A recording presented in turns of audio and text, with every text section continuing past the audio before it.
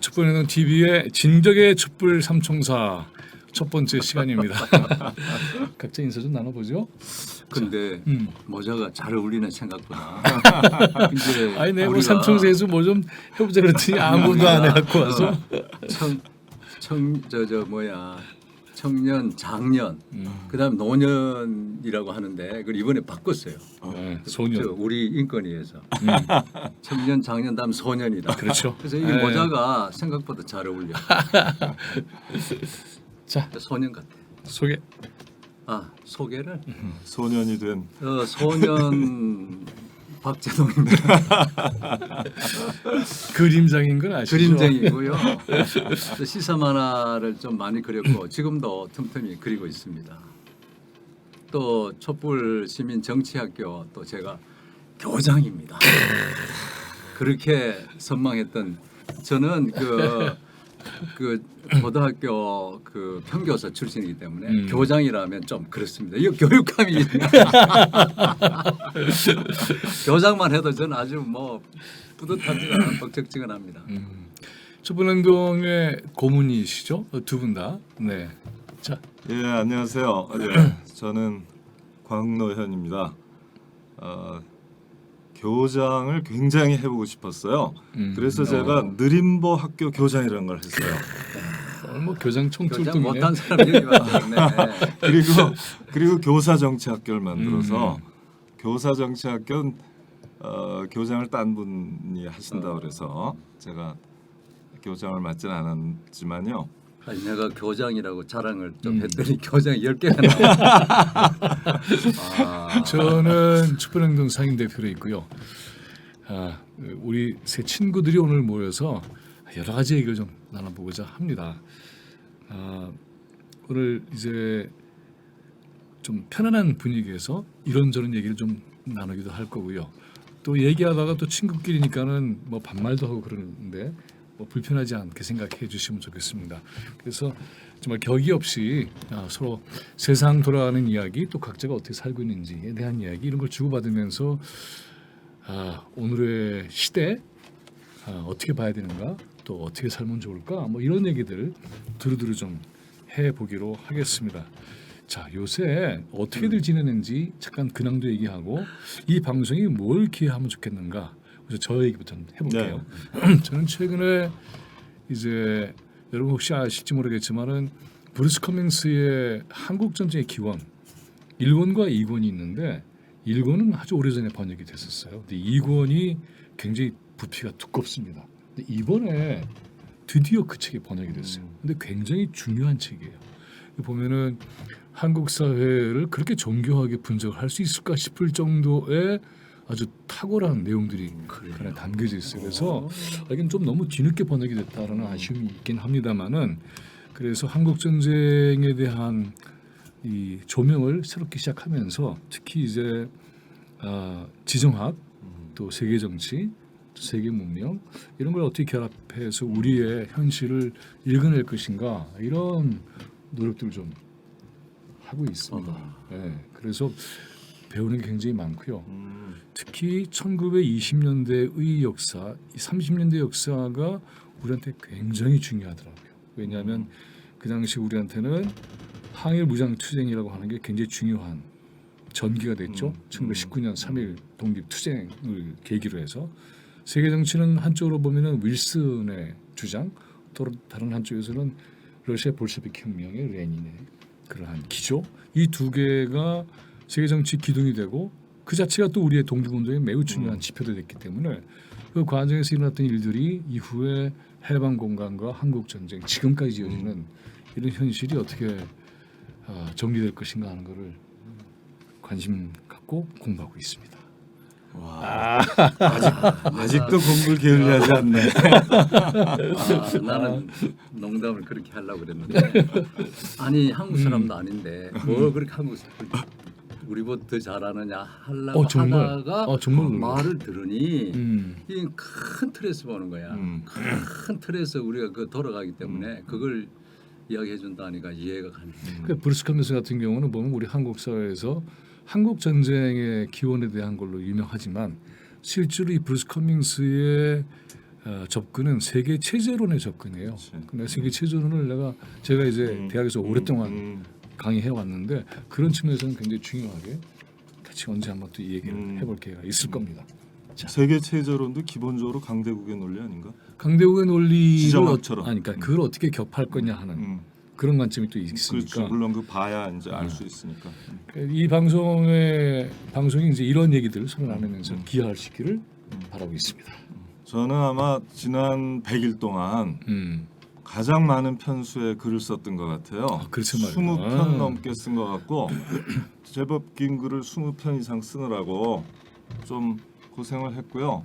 그 두 가지 주제였어요. 하나는 이제 선거제 개편 문제인데 이따도 좀 말씀을 드리고 싶고요. 그리고 또 하나는 수기민주주의.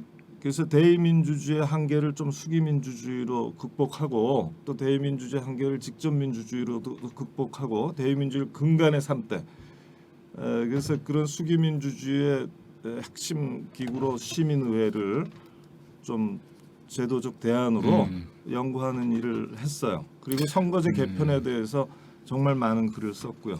근황은 너무 많아서 지금 이게 뭘 해야 될지 모르겠는데 제일 큰 거는 역시 우리 촛불이죠. 촛불. 그래서 저는 두 사람이 워낙 그 공부를 많이 해가지고 말빨이 좋기 때문에 저는 이좀 그림빨로. 그림빨로 그때 하는 게 아니라 그 본무대인 것 같은데. 본무대고 그래서 서서히 이제 이쪽으로 끌어다니는. 그래서 이게 촛불 토요일 날 촛불 그게 시위에 나가서 그 그림도 그리고 촛불 정치 시민학교 제가 정치학교에? 예. 정치학교 교장이기 때문에 그 학교가 생길 때마다 우리 같이 그렇죠. 이따가 그 미담 시간을 꼭 주시면 내가 오케이. 한마디 할게 있고. 그래봅시다. 자, 근데 그 하나 좀 더 알려드리고 싶은 건 뭐냐면은 촛불 현장에 가서 보시는 분들은 아실지 모르겠습니다만은 우리 박재동 화백이 행진하면서도 그림을 그려요. 그러니까 그래서 내가 너무 놀라가지고 어떻게 그래? 그랬더니 또 하나의 비사가 있더라고요. 주례를 하면서 그렸다는 거지. 미친 놈이지.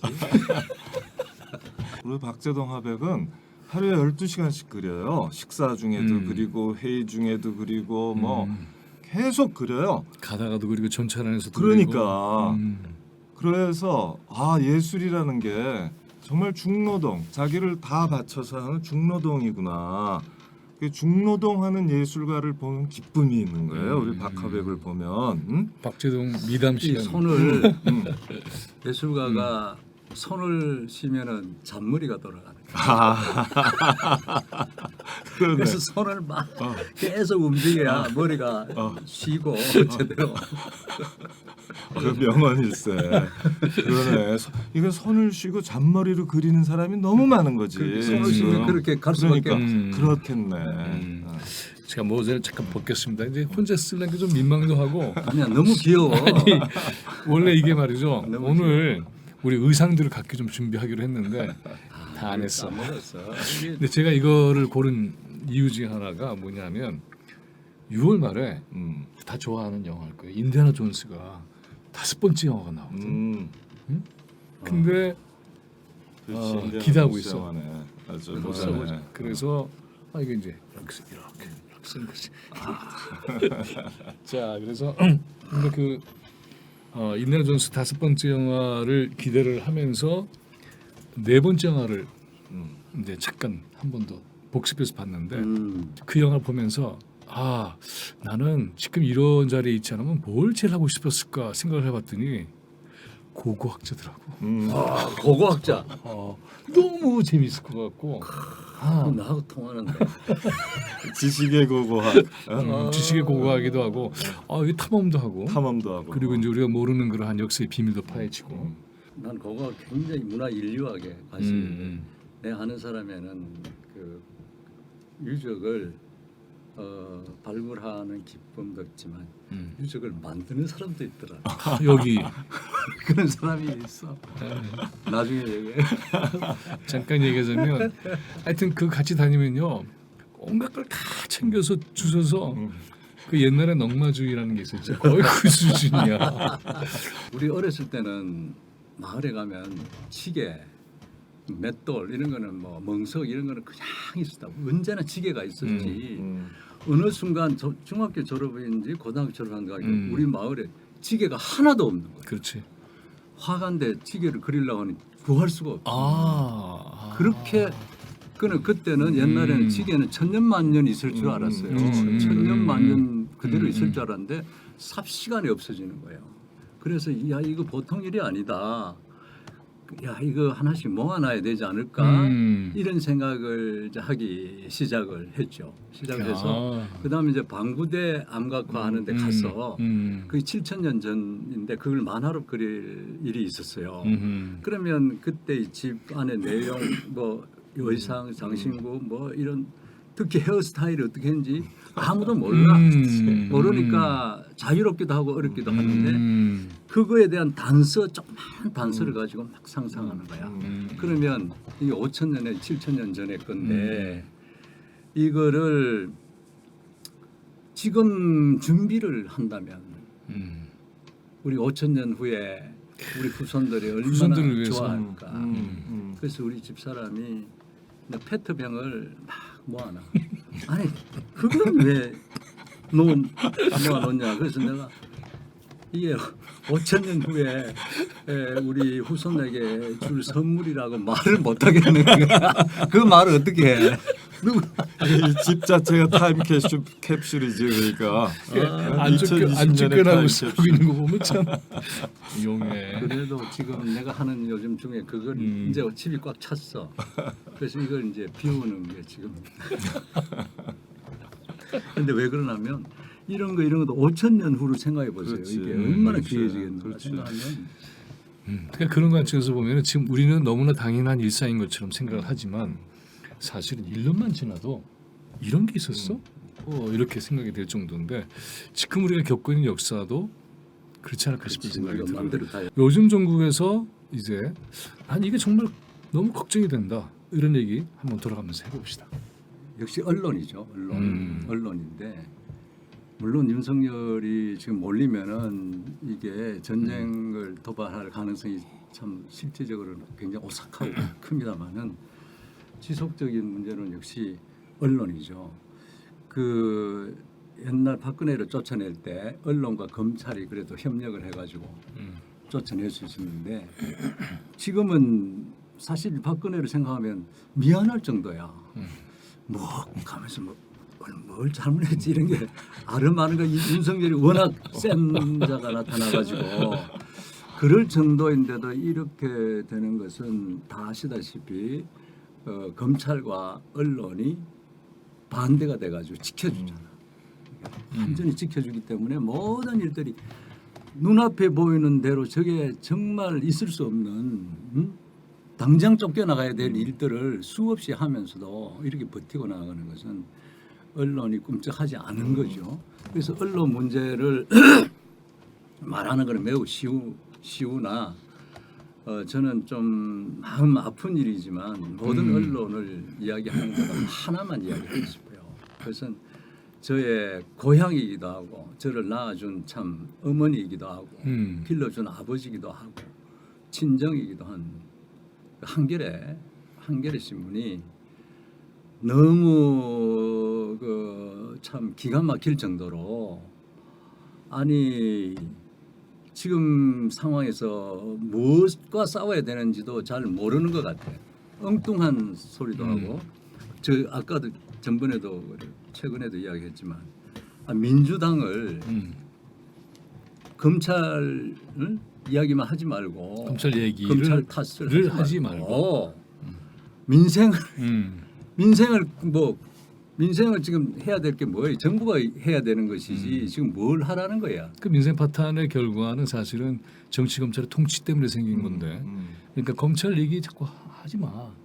민생 얘기해. 당내가 그렇게 문제인데 그것부터 해결해.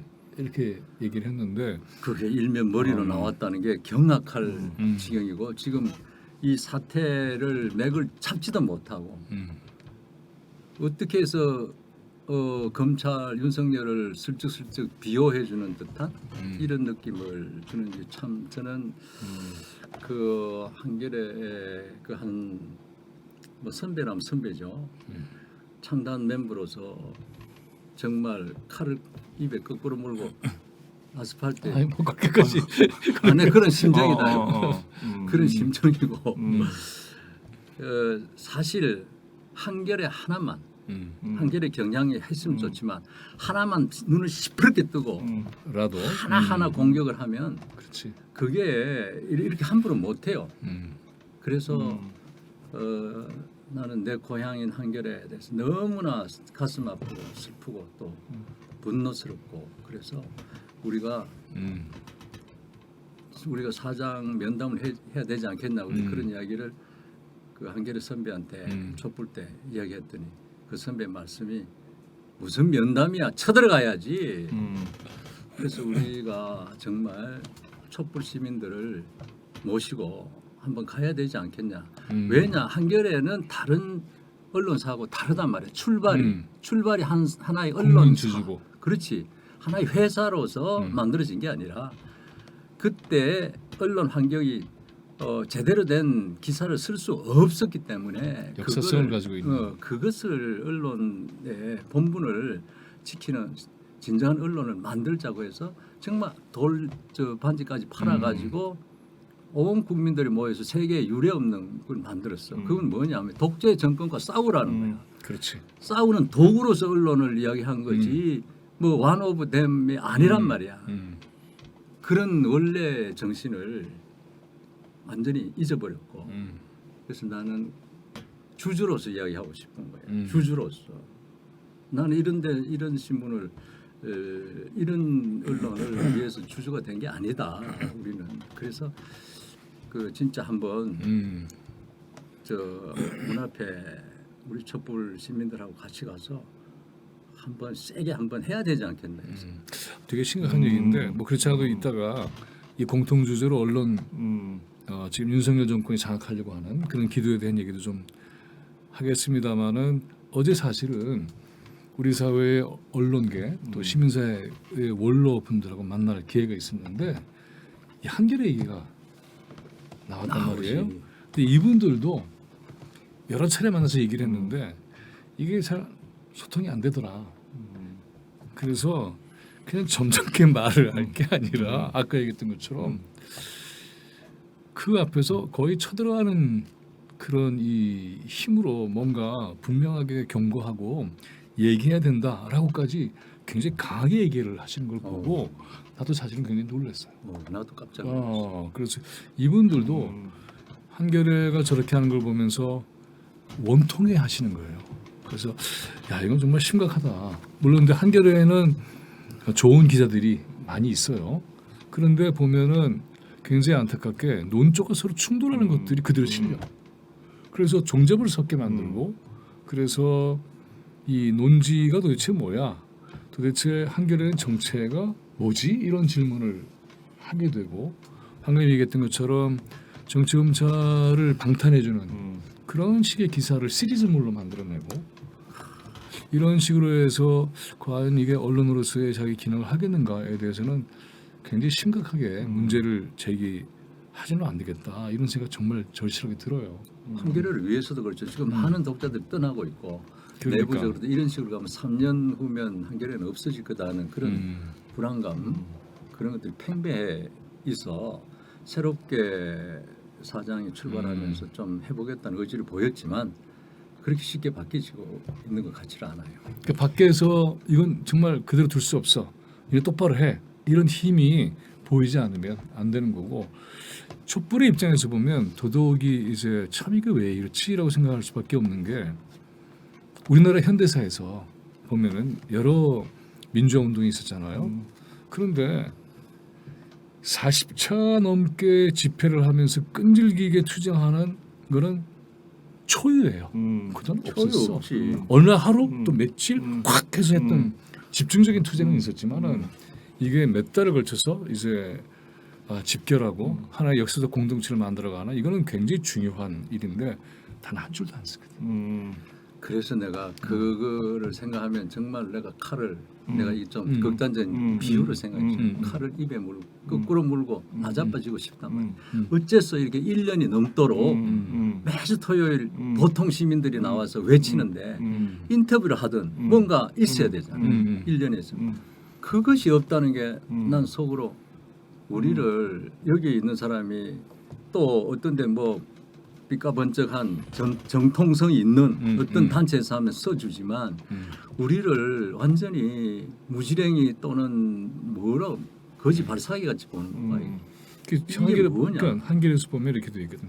민주주의 태행을 막겠다. 후원해 주십시오.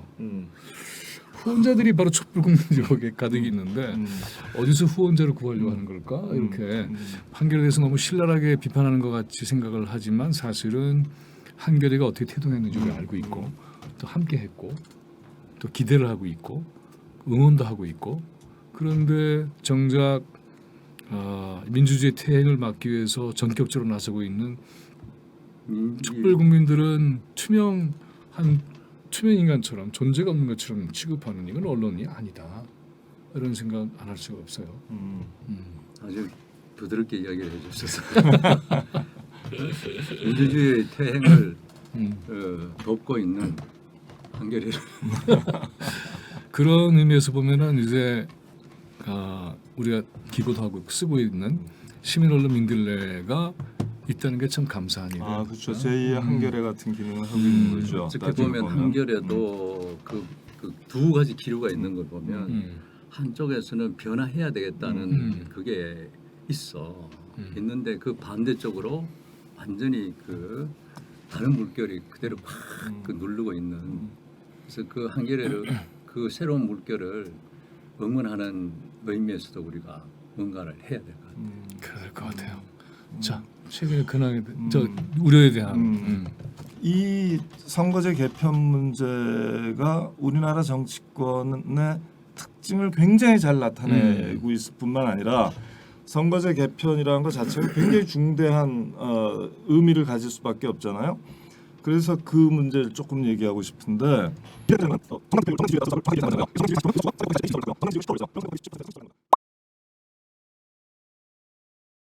선거제도에 대해서 우리 보통의 일반 국민 시민들이 정확히 이해를 하지 못해요. 지금 얘기한 것처럼 굉장히 복잡한 계산 방식이 동원되잖아요.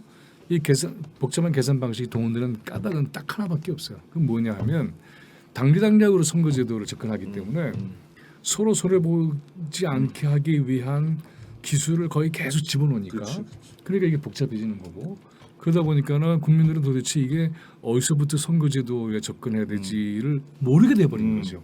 모르게 되고 나니까 그 다음에는 무슨 단어가 들어가도 몰라. 맞아요. 뭐 하고 연동하겠다는 거지? 어떤 비례로 한다는 거지? 정당 명부를 어떻게 한다는 거지? 이게 이제 아는 분들도 뭐 많이 계시겠지만은 보통의 국민들한테 물어보면 대답하기 굉장히 어려워요. 어려워요. 이 부분이 참 아까 처음에 내가 그랬잖아. 이 국회의원들은 다 이해관계 당사자라서 사실은 선거제 개편이나 자기 월급 세비 정하는 문제라든가 선거구 획정하는 문제 이런 거 또는 정치 후원금을 누구에게 줄 수 있느냐 현역 국회의원 말고 어떤 사람들한테 허용하느냐 이런 문제는 다 자기 직접 이해관계가 걸려 있단 말이지. 그러니까 사실은 국회의원한테 맡기면 안 돼요. 국회가 하면 안 돼. 바로 그거죠. 그렇지. 바로 그거야. 일반 그거야. 시민한테 맡기잖아. 맞아. 일반 시민한테 맡기면 결론이 완전히 달라져. 아무튼 중요한 거는 지금 굉장히 잘 지적을 하셨는데 지금 국회의원 300명들이 모든 걸 결정해서는 안 되고 정말 중대한 문제는 일반 시민들이 충분히 전문가들의 도움을 받아서 수기하고 결정할 수 있는 통로를 아까 얘기한 시민의회라든가 시민 배심 이런 제도 또는 이제 지금 국민 발안, 국민 거부, 국민 소환 이런 제도들을 마련해서 가는 게 대단히 중요하다. 그게 우리의 숙제예요. 사실은 2016년 겨울에 그 위대했던 촛불 굉장히 강화된 주권자 의식이 요구하는 시민 참여의 다양한 방식을 그러니까 민주적 방식을 선보이는 것 이것이 우리의 중대한 그렇죠. 할 일이다. 그러니까 핵심으로 보면은 이제 될 그걸로 같이 결정하고 선포합시다.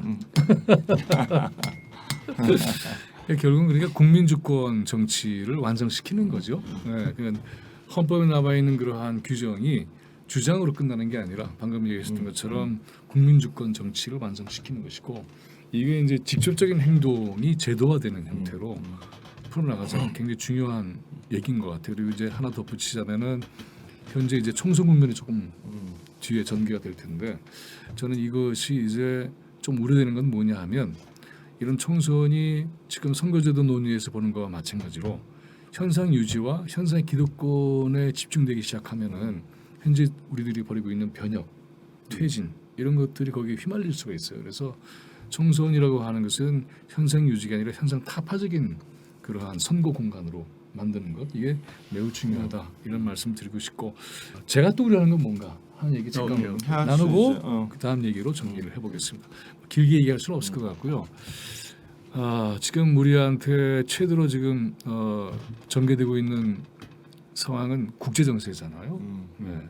특히 이제 한미일 전쟁 연습 이거 매우 중대하게 우리 위협이 되고 있고 또 후쿠시마 핵 폐기물 이거 바다만이 아니고 우리 전체 인류의 어떤 이 중대한 문제가 되고 있고 그다음에 최근에는 우리와 중국, 우리와 러시아의 문제 이런 것들이 굉장히 복잡하게 얽히고 있는 그런 상황이에요. 이 문제를 제대로 다루지 않으면 지금 이제 선거제도에 여러 가지 얘기했지만 그 모든 게 다 그냥 끝나는 거잖아요. 안정과 평화에 관한 거라서 모든 게 끝나요. 기본이 끝나요. 와해되고. 네, 그래서 그 자체가 우리한테 덮치는 이런 상황을 제대로 조절하는 능력을 지금 거의 잃어버린 정부이고 그러니까 정세 잠깐 봐도 말이죠. 중국이라는 나라를 어떻게 이해하느냐 매우 중요하잖아요. 그런데 한국사에서 중국을 이해하는 것이 참 굉장히 위험 수준에 갔다고 봐요. 예를 들자면 중국은 유라시아 전체에 걸쳐서 1대1로라는 프로젝트를 진행을 하고 있어요. 이 진행을 하면서 거기에 쏟아붓는 돈이 지금 1조 달러 이상을 쓰고 있고 향후에도 1조 달러 이상을 쓴대요. 근데 중국이 가지고 있는 달러 보유고가 4조 달러가 넘어요. 그 중에 절반을 투자하는 거예요. 근데 미국 같은 경우는 최근에 이게 이제 과거에 미국의 냉전 시대에 유럽의 맛을 푸는 데로 쏟아붓던 돈의 10배 이상입니다. 그리고 최근에 이제 G7을 통해서 미국의 프로젝트를 진행하고 있는 것도 보면 기껏해야 600억 달러예요. 그러니까 뭐 이게 격차가 굉장히 크죠. 그다음에 러시아의 경우에 있어서는 이제 가스, 오일, 그다음 농산물 굉장히 중요한 자원 국가예요. 이것을 틀어 막아버리니까는 러시아하고 중국이 지금 이제 결합해서 이 문제를 풀고 있고 이건 세계적으로 식량 문제나 에너지 문제에 대해서 중대한 영향을 미칩니다. 이런 것들을 인식하지 못한 상태에서 중국에 대해 적대적인 관계를 만들어내고 러시아하고도 적대적인 관계를 만들어내고 이게 보통 일이 아니죠. 그다음에 이제 미국 같은 경우가 이제 다급하니까는 나토를 동아시아까지 확장을 해서 그래서 포위하겠다는 거 아니에요? 그 중국과 러시아를. 근데 이게 보면은 미국은 지금 발을 잘못 디딘 게 두 개의 전선을 펼치는 거예요. 이 두 개의 전선은 90년대까지는 미국의 전략이었어요. 그러다가 이라크 전쟁 이후에 두 개의 전선 전략을 포기합니다. 그건 뭐냐 하면 그만큼 이제 힘에 붙인 거죠. 힘에 붙였는데 두 개의 전선 전략을 다시 가동시키는 거예요. 이게 힘에 붙이니까는 동아시아에서는 한미일 시스템을 만들어서 두 개 전선에 이제 비어 있는 부분을 채우겠다고 하는 그런 전략이죠. 그래서 우리는 거기에 이제 거의 돌격대를 자처하면서 우리가 희생당할 수 있는 그런 상황을 만들어가고 있는 것이 굉장히 위험한 것이고 그 당장에 방금 얘기했다시피 중국의 경우에 있어서는 그 유라시아의 1대1로 정책을 펼치면서 한 170개 국가와의 관계를 돈독히 만들어가고 있어요. 엄청난 거 이게 지금 보면은. 근데 거기 우리는 소외되는 거죠. 1대1로의 유라시아 정책이 연결이 되고 우리하고 남과 북 사이의 관계가 호전이 되고 그래서 1대1로의 시스템 자체를 우리가 같이 공유를 하고 이렇게 될 경우에는 우리의 상은 전혀 달라져요. 이렇게 미래 정치의 차원에서 유라시아 문제를 보고 그 관점에서 한반도와 남북의 관계를 풀어내고 이런 것들로 해서 아주 거대한 이 비전을 가지고 정치를 해야 하는데 그 비전이 전혀 논의되고 있지도 않고 그것을 위한 준비도 없고 그것을 위한 전략도 없는 상태에서 그것이 가장 중요한 고리인 남북 관계가 이렇게 파괴 또는 파멸적으로 진행되고 있기 때문에 그래서 굉장히 큰 우려가 있어요. 이것들을 교정해 나가는 노력들이 필요한데 특히 미국과의 관계에 있어서도 이제 정확한 인식을 해야 되는 것이고 그리고 일본 뭐 더더욱이 말할 것도 없고요. 근데 보면은 미국은 그러면서 양식 협정도 하거든요. 그러니까 러시아하고 당장 지금 부딪히니까는 중국을 포위하는 것 같이 하면서도 중국하고 손잡고 뭐 이러고 있는 판인데 우리는 완전히 헛발질하고 있는 거죠. 그래서 우리가 정작 누려야 할 국위 이런 것들을 스스로 자해하고 있는 그리고 그 부담을 고스란히 국민들한테 떠맡기고 있는 이런 상태를 과연 놔둘 수 있겠는가. 그래서 이것을 저는 우리 이 방송을 통해서도 계속해서 좀 얘기를 해보려고 해요. 그래서 이런 국제 정세를 관리할 수 있는 능력을 어떻게 만들어낼 건가. 그리고 이런 외교사에 대한 이해가 저는 우리 같은 경우에는 보통 일반 국민들의 일반적 상식이 돼야 된다고 생각하거든요. 왜냐하면 100년을 우리가 엄청난 고통을 겪었잖아요. 그래서 두 번의 전쟁, 러일 전쟁과 청일 전쟁과 러일 전쟁을 통해서 국권을 잃게 됐고 식민지를 분단을 전쟁을 지금까지 분단 해소를 하지도 못하는 이런 상황에서 사실은 큰 정치는 전혀 하고 있지 못하는 거예요. 참 안타까워요. 그래서 현재의 정치권에서도 보면 이런 담론을 가지고 하고 있는가? 이게 사실은 큰 규모로 보면 민생을 해결하는 아주 핵심이에요. 큰 걸 풀어내지 못하면 그다음에는 정말 이 식탁에서 떨어진 것들을 주워가지고 그걸로 뭐 어떻게 해보겠다고 하니까 이렇게 난리가 나는 이런 형태는 안 된다는 거죠. 그래서 그것을 가로막고 있는 게 더더욱이 정치 검찰의 통치 체제이고 이들이 가지고 있는 무모함, 무식함 이런 것들이 얼마나 국민의 생활을 파괴하고 있는가 하는 것을 적나라하게 고발을 할 필요가 있어요. 단순히 민주주의 유린으로 끝나는 게 아니라 100년 동안에 우리가 겪어왔던 역사의 교훈 그리고 동북아 정세에서 우리가 무엇을 진로로 삼아야 될 것인가 세계 정세 전체를 놓고 판단할 수 있는 그러한 힘 이런 게 있으면 아까 했던 선거에 있어서도 우리 선거의 선택이 달라지고 선거의 주제도 달라지고 그럼 그래야죠. 해결의 지향점도 달라지고 그렇게 해야 된단 말이죠. 그러니까 이런 게 지금 선거의 정책 논쟁으로 토론으로 그렇죠. 또 정책 차별성으로 드러나질 않고 있어서 뭐 약간의 영향은 주지만 아무튼 묻히는데 사실 걱정이 그 미국이라는 패권 국가의 이익하고 우리 대한민국의 국익이 일치하는 게 아니죠. 같을 수가 없는 거 아닙니까? 같을 수가. 그런데 그거를 같은 것처럼 해서 미국 일변도로 딱 붙고 그러면서 더군다나 미국이 약간은 위선적으로 또 필요에 따라서 쓰고 있는 건데 그런 가치 외견이 이런 얘기들에 올라타서 자기를 정당화하고 있어요. 가치 외교가 진짜 가치 외교면 괜찮은데 미국이 그냥 포장이고. 그러니까 아니 내가 93년도에 1993년도에 이제 유엔이 세계 인권 대회를 비엔이죠 오스트리아에 거기서 개최했어요. 거기를 갔는데 83년이니까 이제 레이건 시절이고 카터가 막 이제 몇 년 전에 그만둔 거 아닙니까?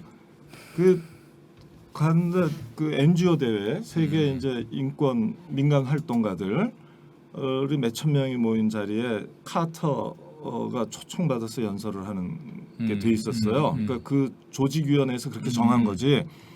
와, 그 카터가 걸어 들어온 때부터 발을 굴르고 야유를 하는데 15분 내내 갔어. 누가 그랬느냐? 남미 출신 활동가들이 왜냐하면 카터 너가 인권 해결하고 했는데 너가 재임 중에 우리들은 좌파 빨갱이라는 이유로 몇만 명씩이 강제 납치당하고 실종당하고 고문당하고 죽었거든. 그건 뭐 한두 명, 100명 이 단위가 아니에요. 그건 수만 명 단위였거든. 마지막으로 이란 문제까지. 그러니까 그거를 가지고 당신 얘기를 들을 수 없다. 그래서 연설 보이콧했어요. 그런데 카터도 뭐 지지 않고 약간 15분 동안 아무도 들을 수 없고 들리지 않는데도 연설문 또박또박 읽더니 나가더라고. 근데 15분 내내 발굴렀어요. 그래서 인권 외교라는 게 가치 외교라는 거의 실상이 거기서 굉장히 드라마틱하게 드러난 거거든. 그거는 뭐 누구라도 어쩔 수가 없어요. 그 국익의 관점에서 그렇지. 걔네들은 하는 건데 그래서 우리가 Human Rights Imperialism, 인권 제국주의라는 그렇죠. 말로 공격을 받게 됐으니까. 이번 이야기 들으면서 나는 이제 전체적으로 일단은 미국과 중국의 패권 경쟁이고 그 안에는 뭐 무기도 있지만 달러 체제냐 뭐 마음껏 찍어낼 수 있습니다. 거기에서 위안화 체제가 심각하게 대두되고 있는 상황에서 벌어지는 일이라고 보고 그다음에 이야기 들으면서 나는 1대1로가 중국이 굉장히 탐욕스럽게 어떻게 보면 그걸 지배해서 만들어 나가고 있어요. 동남아를 자기 뭐 속국처럼 이렇게 만들어 계속 뻗쳐나가는데 나는 약간 위협감을 느낀 적이 있는데 지금 이야기를 들어보니까 우리가 같이 참여를 하면 된다는 거야. 뭐 중국의 입장에서는 유라시아에 대한 자신의 장악력을 높이기 위해서 펼친 게 1대1로이고 그래서 그것은 우리가 잘 들여다볼 필요가 있어요. 이제 고대 그러니까. 실크로드라고 하는 형태로 그걸 기반으로 해서 새로운 문명을 창출해 보겠다라는 것을 내세우고 있지만 또 다른 측면에서는 당연히 국가 이익을 거기에 심는 거죠. 그래서 방금 얘기했던 것처럼 그런 측면이 있지만 동시에 이 측면도 있는데 그렇지. 그 측면과 연결을 전혀 못하고 차단되어 있는 건 위험하다는 거죠. 그렇지. 그래서 그게 우리가 뭐 무조건적인 수용이라기보다는 참여할 것, 협력할 건 하고 우리의 이익을 극대화하고 미국과의 관계도 해야 되는데 우리가 그 속에서 운신을 해야 되는데 지금 뭐 한쪽으로 완전히 붙어버렸기 때문에 굉장히 위험한 상황이라고 생각합니다. 우리가 이제 그런 용어가 있어요. 해륙 국가. 해양으로도 그렇지. 열려 있고 대륙으로도 열려 있잖아. 이게 이 해륙 국가 중에 다 바다가 닫혀도 안 되고 대륙이 닫혀도 안 돼요. 닫히면 안 돼. 양쪽으로 다 열려 있어야 되거든. 근데 우리는 그동안 바다로 열려 있고 대륙은 봉쇄가 돼 있었잖아요. 그래서 우리 대륙 학교 사람들의 모토가 약간 대륙으로 근데 제국주의적 대륙의 꿈이 아니라 진취적 기상으로서 우리의 활동 무대로서 그러려니까 이제 대륙을 이해하고 특히 우리가 지정학적으로 4대 강국에 둘러싸인 데다가 분단이 돼 있으니까 잘못하면 4대 강국이 남북을 각각 조종하면서 굉장한 대립으로 신냉전의 천병 내지는 신냉전 시대의 화약고로 작동할까 우려가 있어 지금 걱정한 거 아닙니까 우리가 다. 그래서 이걸 어떻게 하면 그야말로 돌고래 영리한 돌고래처럼 이 4강 안에서 약간의 균형을 그렇죠. 제시할 수 있고 그러니까 남북 관계를 최우선으로 해서 최대한 가장 중요한 거죠. 그렇게 해야 갖고 놀지 못하니까 우리를 갖고 놀지 못하니까 그러니까 대륙과 해양의 양쪽 팔을 벌리면서 자기의 체제를 만들어간 게 가장 고전적으로 로마 아니에요. 로마가 그렇게 할 수 있었던 건 로마 통일이었거든요. 로마의 통일이 없이는 다른 건 없는 거니까. 그리고 이제 그게 이제 제국주의로 변한 것과는 달리 우리로서는 방금 얘기했던 것처럼 우호와 협력 관계를 통해서 함께 살아갈 수 있는 그런 모델을 만들어야 되는 책임이 있으니까는 앞으로 이것도 좀 진지하게 얘기해 봅시다. 우리가 시간이 많이 가서 이제 정리를 좀 해야 될 것 같은데 각자 뭐 소개하고 싶은 뭐 미담, 얘기, 책 이런 거 하면서 이제 마무리를 지어나가 봅시다. 그래요. 그래서 우선 하나 미담부터 하고 그다음에 요 며칠 어제 그린 몇 개 그림도 좀 보여드리고 싶어요. 우선 미담은 요 그림이 뭐냐면 사실은 여기 내용을 다 써야 되는데 메모해놨다 집에 와서 써야지 하다가 피곤해서 자버렸어. 춘천 촛불시민학교에 가서 우리 같이 갔던 김민웅 우리 상임 대표하고 여기 누구지? 춘천 촛불 그날 진행했던 진행자가 이제 아이고 대담을 했습니다. 이름 꼭 대담을 했는데 걱정을 좀 하신 거야. 춘천 촛불 우리 학교가 같이 늘 모였는데 자 이렇게 저 윤석열 퇴진하라고 계속 외쳤지만 아직 기약이 없어. 어떻게 될지도 모르겠어. 그런데 또 사람들이 약간씩 지치기도 하고 그렇지. 사람들이 숫자가 줄어들기도 해. 이 걱정이야. 그래 그 걱정을 우리 상임 대표가 오신 김에 하소연한 거야. 이걸 어떻게 해야 되느냐. 그때 대답이 사람을 숫자로 보면 안 된다. 안 되고 오지 않은 사람을 걱정하지 말고 온 사람을 귀히 여기자. 온 사람을 귀히 여기자. 그럼. 숫자에 관계없이 여기 온 것만 해도 얼마나 우리가 고마우냐. 얼마나 다정스러우냐. 이걸 귀히 여기고 우리끼리 잘 해나가자. 숫자에 관계없이. 그 말 한마디에 나 속으로 눈물이 나더라. 그리고 사람들이 다 마음이 편해졌어. 그 내가 썼던 표현 하나가 그래서 우리가 환대 공동체가 됩시다. 서로 만나면 반가워하고 좋아하고 그거로서 훌륭한 거 아니냐. 그거로서 그게 사실은 숫자에 관계없이 이미 완성된 거예요. 그래서 그 이야기를 그 이야기 한 마디가 모든 걱정을 다 싹 녹여버렸어. 얼마나 상임 좋았던지. 대표로서 아주 훌륭하게. 역시 상임 대표가 이게 참 미담이네 이야기 하고 싶고 요 근래 그냥 재미난 거를 몇 가지 이야기하면 요거는 또 요 그림은 비가 살살 오는데도 불구하고 어떤 시민이 촛불에 와서 앉아 계시는 거야. 연세가 지극하신 분. 비가 오니까 혹시 사람들이 안 올까 봐. 그러니까 나라도 또 마음으로 내가 먼저 가서 앉아 있어야겠다. 그러니까. 이렇게 묵묵히 앉아 계시는 모습을 제가 그렸어요. 이것도 정말 감동적인. 감동적이었고 그러니까 나쯤이야 하고 빠지는 게 아니라 나라도 나 먼저 하나쯤이야가 가야 아니라 되겠다. 나라도 네. 그다음 요거는 조금 웃기게 그린 거예요. 요건 좀 웃기게 그렸는데 요 우리 친구 박영윤 씨라고 그 이제 페이스북에 올린 건데 이게 저 후쿠시마 그거야. 그 돌연변이 그 돌연변이를 여기 놨더니 내가 기시다하고 돌연변이가 이것만 있는 게 아니다. 그래서 내가 그래봤어요. 기시다 그러네. 윤석열 그 돌연변이 얘기 나왔으니까 그런데 네. 사실은 미국에서 50년대 혹시 기억들 할지 모르겠지만은 50년대에 나왔던 영화 여러 편이 나왔던 영화가 어떤 게 있는가 하면은 핵실험을 해서 그 핵이 유출이 돼가지고 돌연변이 인간이 등장을 해서 공포스러운 상황을 만들어내는 그런 영화가 여러 편 나왔었어요. 그때 이미 사실은. 근데 지금 거의 이제 100년이 가까운 그러한 시절이 지났는데 아직도 이렇게 이거를 절실하게 깨닫지 못하는 게 참 답답하죠. 일단 이 그림은 이래경 다른 백년 명예 다른 이사장. 백년 명예 이사장이죠. 근데 나는 미래 백년이라는 단어가 너무 멋있는 거야. 다른 백년. 다른 백년. 다른 백년. 올해가 지금 저 간토 관동 대학살 100주년. 100주년이거든. 9월 100년이 됐어. 9월 1일. 그러니까 그 지난 100년은 학살로 대학살로 시작된 6천 명이나 되는 조선인이 그냥 마구 와서 마음껏 찌르고 때리고 죽이고 매달고 심지어는 부모를 묶어놓고 아기를 목을 치고 이런 말할 수 없는 학살로부터 시작된 100년 전입니다.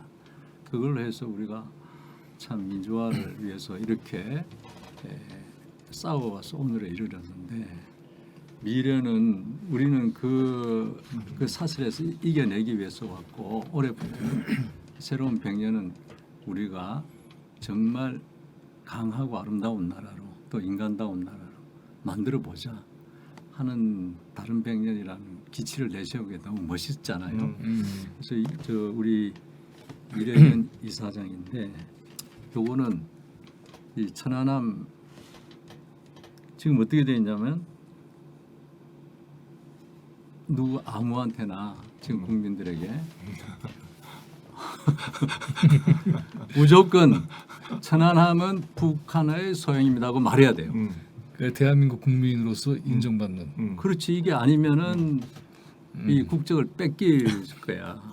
그래서 사상 검증이라는 게 있고 이래서 지금 거기에 걸려 가지고 이래영 이사장이 지금 제목이 왜 천안함 북침설을 부인했다. 폭침설. 북침이라는 게 참 북침도 북침이고 네, 폭침. 폭침. 그래서 북한의 소행임을 부인했다고 해서 지금 이렇게 사형이 됐어요. 정확하게는 이 원인 불명이다라고 얘기를 했는데. 그래서 빨갱이로 지키고 자기는 원인 불명이고 나도 잘 모르겠어요, 솔직히. 뭐 형광등도 멀쩡하고 여러 가지가 도저히 이 폭발이라고 할 수 없는 증거들을 이 신창철 씨가 신창철 씨가 그런데 왜 그런지는 또 폭발은 아닌 것 같아. 내가 쭉 들어본즉. 그래서 그 한번 좀 사사시 들어봅시다. 해보고 이것을 앞으로 계속 이슈화 해야 된다.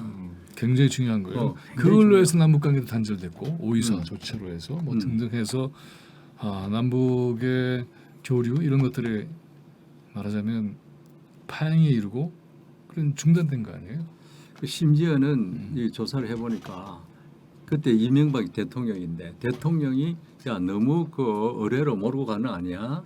처음에는 신중하게 접근을 그거를 문자로 단정하지 말자. 보냈는데 그거 때려치우고 국방부에서 왜냐하면 다 자기들 책임이 자기들이 다 옷 벗어야 되는 책임이니까 그런지 모르지만 저거 마음대로 해버렸다는 거 또 뭐 물론 미국과의 관계도 있겠지만 하나하나 점검을 해보겠습니다. 해서 좋은 기회로 오히려 삼았으면 좋겠어요. 아마 연장선상의 얘기일 텐데 이 문형순 경찰 사삼. 서장 했던 분을 아마 기억하시는 분이 별로 없을 것 같아요. 사삼 항쟁 네. 흑살 과정에서 등장하는 인물이죠. 예. 우리가 이제 그 윤병하 경무관인가요? 그 5.18 1980년 5.18 때 군중을 향해서 발포 명령이 내려왔지만 그걸 거부하고 부당하다. 강제 퇴역당한 분이 있잖아요. 나중에 이제 경무관 주서를 받으셨죠.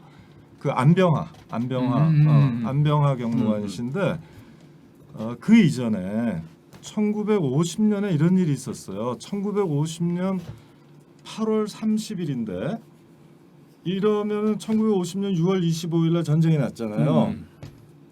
그래서 2달이 지난 시점입니다. 그 제주도 성산포 경찰 지서장이었어요. 이 문형순이라는 분이.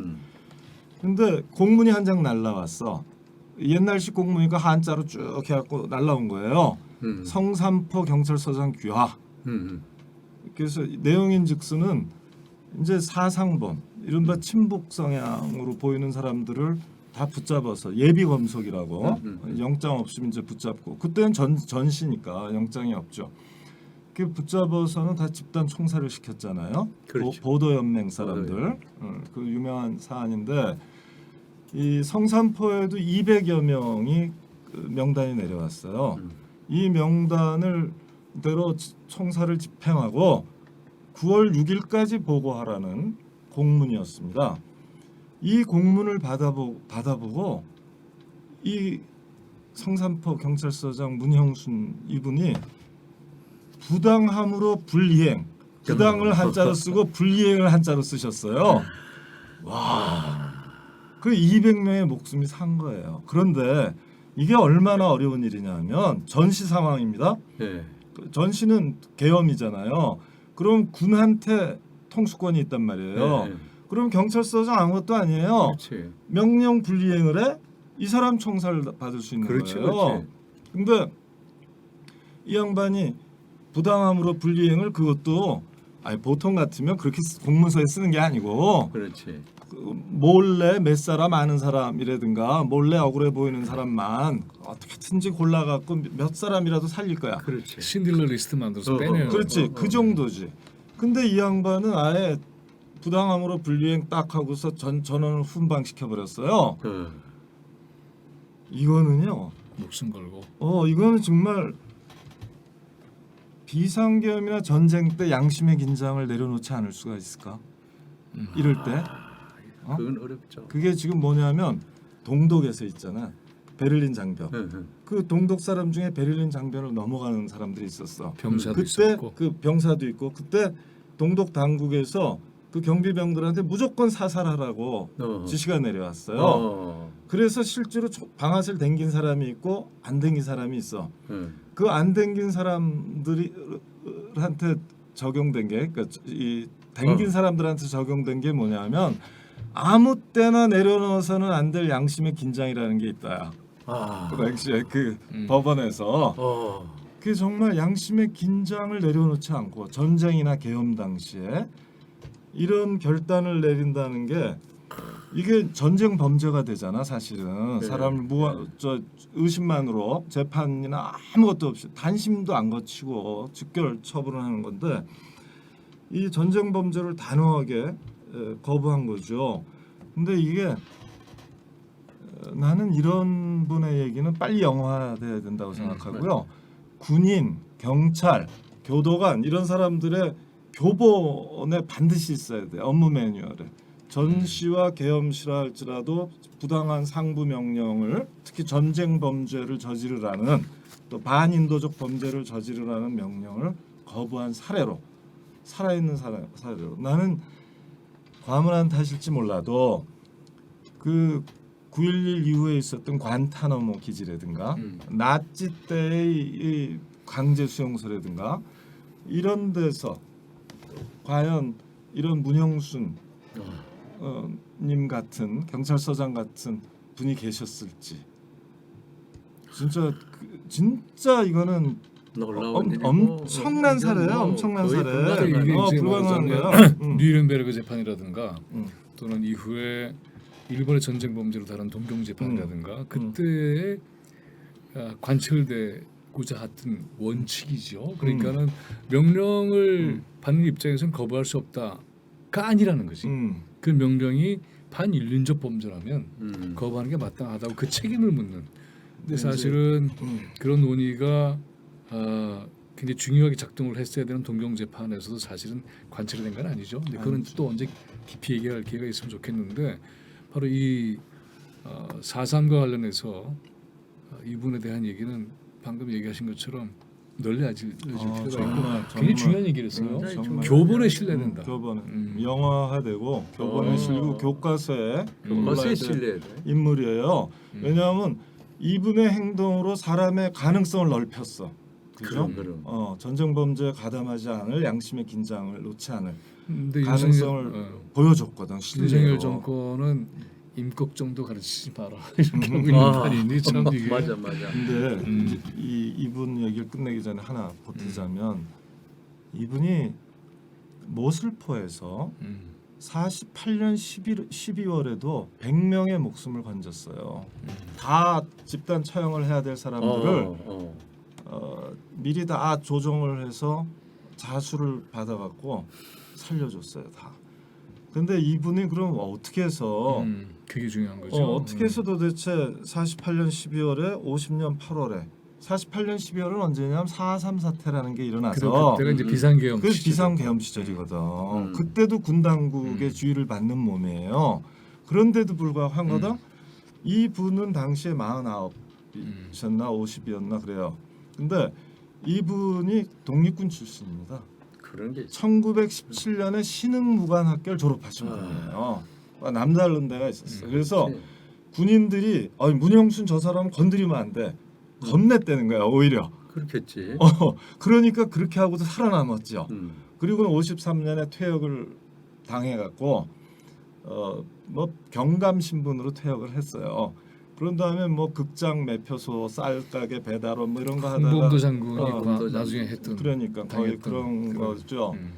그래서 지금 우리 보면 김민웅 상임 대표도 말씀을 하셨는데 그 도쿄 재판 내가 얘기를 하니까 기억이 나는데 지금 넷플릭스를 들어가시면 도쿄 재판이라는 도쿄 트라이얼 또는 도쿄 재판이라는 사부작 영화가 있어요. 사부작 영화 2016년 17년에 만들어졌고 캐나다와 네덜란드가 합작하고 NHK가 지원해서 만들었는데 이게 정식 명칭은 극동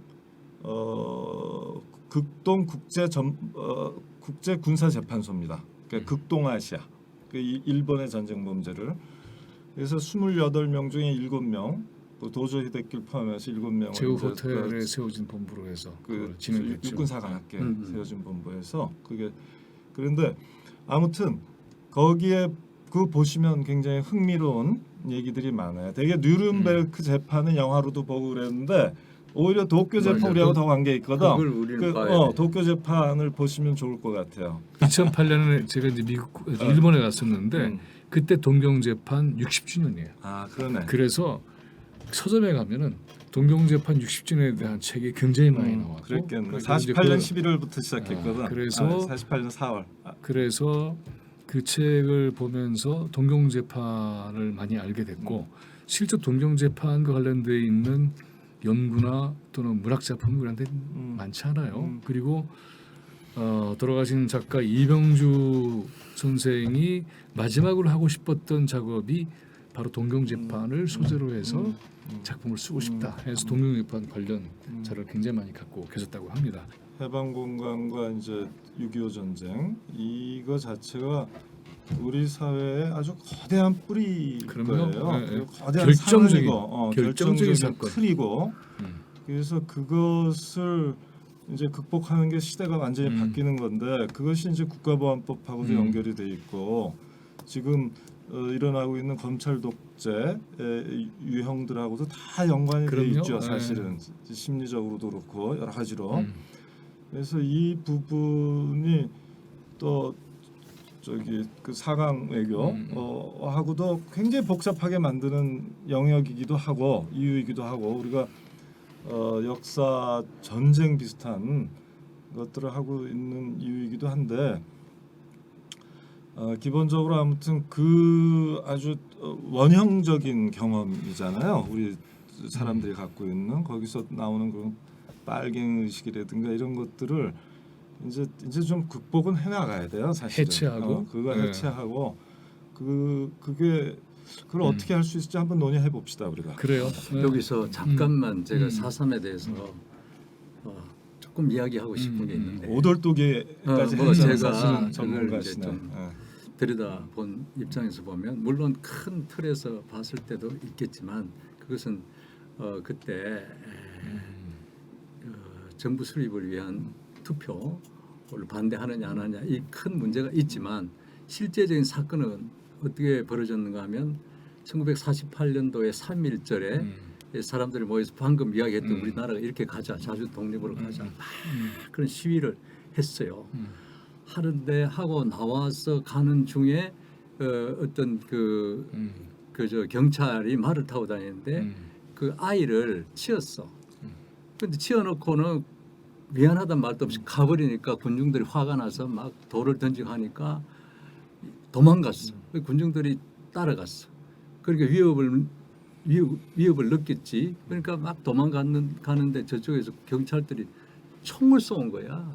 그 군중들이 따라오는 군중들 총을 쏴서 그때 6명인가 8명인가 죽었는데 아무 죄 없는 6명이지. 그 엄마와 아기까지 죽었어. 그러니까 이게 분노할 거 아니야. 이거 사과하고 진상 규명하고 책임져라. 당연히 그렇게 하지. 그럼 이때 그 책임자가 경찰 책임자가 미안하다 해야 되는 거야. 이게 이렇게 됐지만 총을 쏜 거는 미안하다. 그것도 이런 것이 있었다. 그렇게 하면 아무 일도 일어나지 않았을 거야. 근데 그렇게 하기가 쉽지 않겠죠. 자기 옷도 벗어야 되고 다 책임져야 되니까 그러니까 이거를 그 불법적인 그걸로 본 거예요. 시위를 테러로 본 거야. 테러로 명명한 다음에 시위한 사람들을 모조리 잡아서 그때 경찰까지 그때 막 그 동조했거든. 그래 잡아서 그 때려서 죽기까지 하고 고문하고 이러니까 이건 아니다 해서 전 도민들이 분노해가지고 싸우니까 거기를 진압한 거예요. 이런 그 실제적인 일이 있고 그래서 이제 무장대라고 산에서 게릴라가 만들어진 거예요. 그러니까 왜냐 와서 두드려 패고 저 대라 뭐 해가지고 친구가 그거냐 아니냐 뭐 이 동네 살았으면 무조건 잡아가 때리고 고문해 그래 죽기도 하고 그러니까 항쟁을 한 거야. 그런 가운데서 그 박중영이 누구지 그 이름이 박진경 아니야 뭐 누구? 그 저 처음에 터벌대장 하고 둘이 그 김달삼이하고 같이 했던 김익렬. 김익렬 중령이 저 터벌 대장이야. 군인이지. 그래서 박진경은 터벌을 이제 진압 제구연대. 그 뒤에고. 그래서 김달삼하고 이거는 우리가 싸울 일이 아니다. 그래서 그만하고 내려가고 하자고 합의를 했어. 그래서 잘 진행되는데 이 조병옥이라고 그때 경무부장인가 그래. 이자가 제주도는 휘발유 뿌려서 다 죽여도 돼 하면서 그걸 협상을 틀어버려.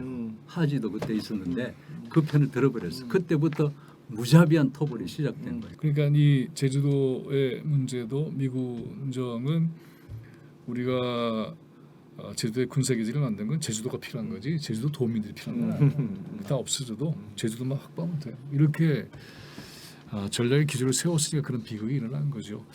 자 이제 우리 또 마무리를 해야 되는데 우리 잠깐만. 뭐 이건 나중에 편집해도 되는데 보도연맹에 대해서 간단하게 이야기를 하고 싶어요. 왜냐하면 요즘 사람들은 보도연맹 밤새지 뭐. 간단하게 이야기. 보도연맹 뭔지 모르잖아. 잘 모르. 보도연맹은 끌려갔대. 또 4.3으로 뭐 죽었대. 잘 모른단 말이야. 근데 보도연맹은 제 이모부도 그걸로 돌아가셨기 때문에 오히려 아는 면이 있는데 이것은 이제 그 해방 직후에 그때 대부분의 공부를 많이 한 사람은 유학을 가. 갔다 와서는 우리나라를 새로 만들자 하면서 운동을 해. 그렇게 해서 이제 주민들 동네 주민들한테 노래도 가르치고 글자도 가르치고 이런 운동을 한단 말이에요. 그럼 그 후배들이 야 모여서 같이 해. 너 이것도 심부름도 하고 뭐 이래 했어. 그런데 그 6.25가 딱 나니까 6.25 전에 그것이 불법화되면서 다 잡아갔어. 미군정에서 다 잡아갔어. 잡아가지고 사상범이다. 이래가지고 집어넣었어요. 집어넣었는데 이게 너무 억울한 일이 너무 많은 거야. 그래서 오제도 검사라는 사람이 이것을 해소해 주자. 이는 너무 맞지 않다. 실질적으로 뭐 반국가 행위를 한 것도 아니고 그냥 동네에서 심부름 한 거 뭐 이런저런 그거에서 이렇게 잡아가지고 빨간 줄이 지금 꺼져 있으니 해소해 주자 해서 국민 보호 지도 연맹을 만듭니다. 국민을 보호하고 지도해서 이제 그런 빨간 줄을 해소해 주자. 그래서 다 들어오라고 그렇게 그런 다 건데. 모으고 또 우리 저 이모부 같은 경우는 아는 사람이 경찰이야. 그러면 확보를 많이 해오라 그래. 그럼 야 여기 적어라 해가지고 그렇게 해서 만드는 그 명단이에요. 그러니까. 명단인데 나중에 6.25 딱 나니까 이렇게 가상을 적으러 보고 모조리 다 잡아서 다 죽인 거예요. 그 우리 이모부도 거기에 이름이 적혀가지고 돌아가셨지.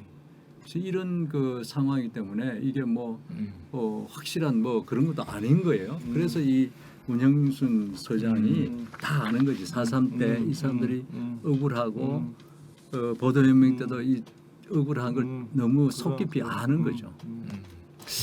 오늘 얘기하다 보니까 우리가 밤을 새도 될 것 같아. 자, 그래서 사실은 이게 이제 보면은 얘기가 뭐 끝도 없이 나오는 거죠. 제주, 또 여순 순천, 보도연맹 뭐 등등 해서 우리의 현대사 또 근대사가 겪은 고통, 또 역사의 기억들 다 한번 또 계속 내놔 봅시다. 처음 시간인데요. 사실은 우리가 좀 이렇게 유쾌하게 막 좀 이렇게 올려서 얘기해 보려고 했는데 그래 말이야. 역시 원래 우리 자뻑 삼총사로 하려고 했잖아. 진격의 촛불 삼총사 첫 시간이었습니다. 어떻게 보셨는지 모르겠지만은 부족한 게 많아도 잘 봐주시고요. 저희들 일단 지금 매주 모이기는 쉽지 않아 가지고 당분간은 한 달에 한 번 정도 우선 시험 방송처럼 해보고 대만하다 싶으면 매일매일 할지도 모릅니다. 여기서 아예 살아요. 그래야 될 것 같아요. 저희가 어떻게 하면 가끔 이제 만나서 이런 얘기하다가 뭐 이런 거 해보자는 얘기가 나와서 처음 해본 거 아니야. 근데 뭐 듣다 보니까 재밌네요. 풀어도 끝이 없을 것 같은 두 분의 얘기를 듣다 보니까 나도 배우는 것도 많고 흥미진진합니다. 예. 저는 아까 선거적 개편 뭐 길게 이야기했다고 했지만 그 속에서 수기 민주주의라는 우리가 생각해보지 못했던 그런 개념을 주셨고 또 이래경 그 이사장의 다른 100년 속에 반드시 이게 들어가야 되겠다 이런 걸 오늘 건졌습니다. 그런 게 큰 수확이고 이 소년들이 좀 한번 모여봤습니다. 소년이라 그러니까 듣는 분들이 약간 좀 그럴지 모르겠지만은 소년의 마음으로 오늘의 역사를 대하면 어떨까 이런 생각을 한 거고요. 정말 이 우리가 직면해서 풀어야 될 일들이 너무나 많기 때문에 아마 오늘도 이 이야기가 끊이지 않을 수밖에 이야기가 뭐 끊이지 않고 나올 수밖에 없었다는 생각을 하게 됩니다. 좀 더 많이 준비를 해서 여러분들과 다시 만나 뵙기로 하겠습니다. 마지막에 우리 구호를 하나 해야 돼요. 윤석열은 되지 않아. 오케이. 우리 그거 해야 됩니다. 맞아. 자 세 번. 그리고 이번 주 토요일은 전국 집중의 날입니다. 그래서 전국에서 다 같이 함께 모여서 집결하고 행진하고 우리의 기세를 뿜어냈으면 좋겠습니다. 이러면서 촛불의 역사적 공동체가 지금 태어나고 있죠. 이것이 길러져서 윤석열 체제를 무너뜨리고 청산하는 것뿐만이 아니라 그 다음의 시대에도 만들어내는 굉장히 중요한 역량이 지금 만들어지고 있다 이렇게 믿고 있습니다. 다음엔 좀 더 즐겁게 합시다. 그럽시다. 자, 그러면 제가 윤석열은 한번 그다음에 세 번 해봅시다. 윤석열은 퇴진하라, 퇴진하라, 퇴진하라. 고맙습니다.